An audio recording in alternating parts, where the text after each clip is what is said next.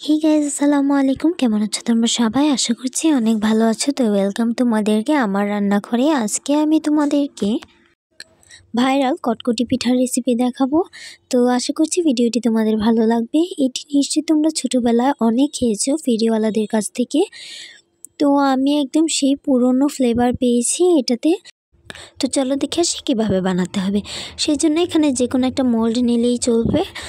তাতে baking paper দিয়ে দিয়েছি সাইজ মতো কেটে, আর এখানে আমি তেল ব্রাশ করে নিয়েছি।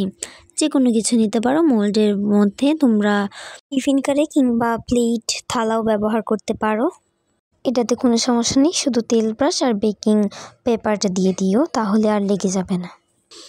এখানে আমি নিয়ে নিয়েছি 1 কাপ চিনি। এখন এটাকে পানি ছাড়া ক্যারামেল করে নিতে হবে। এই পর্যায়ে কিন্তু একটু বেশি নাড়াচাড়া করতে হবে, যাতে তোমাদের চিনিটা পুড়ে না যায়। পুড়ে গেলে পিঠাটা কিন্তু তেতো লাগবে। আমি তোমাদেরকে আবার বলছি, সাবধানে করবে। এই পিঠাটা দেখলেই আমার গ্রামের কথা মনে হয়ে যায়। তো তোমরা কারা কারা গ্রামে খেয়েছো এগুলো কমেন্টে জানাবে কিন্তু। এই তো ক্যারামেল হয়ে গিয়েছে। এখন এই পর্যায়ে আমি নিয়ে নিয়েছি বেকিং সোডা 2 টিস্পুন। এখানে তোমাদের বেকিং সোডাটা যত বেশি দিবে তত বেশি ফুলবে এবং মোটা হবে, আর বেকিং সোডাটা যতটা কম দিবে তত বেশি একটা ফুলবে না। তো আমি তোমাদেরকে বলবো, এখানে বেকিং পাউডার ব্যবহার করলে কিন্তু একদমই হবে না, বেকিং সোডা ব্যবহার করতে হবে। বেকিং সোডাটা দেওয়ার পর সাথে সাথে চুলাটা বন্ধ করে দিবে, যাতে এটা পারফেক্ট ফ্লেভার আর কালারটা ঠিক থাকে।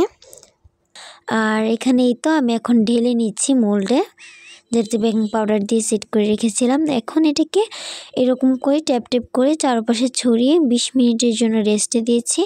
20 মিনিট পরে আমার এই কটকটি পিঠা একদম জমে কটকট করছিল। একদম শব্দটা তোমরা শুনলেই বুঝতে পারবে। দেখো, এটা দেখতেই বোঝা যাচ্ছে কতটা মুচমুচে হয়েছে।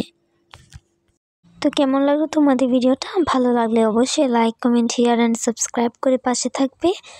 খুদা হাফেজ।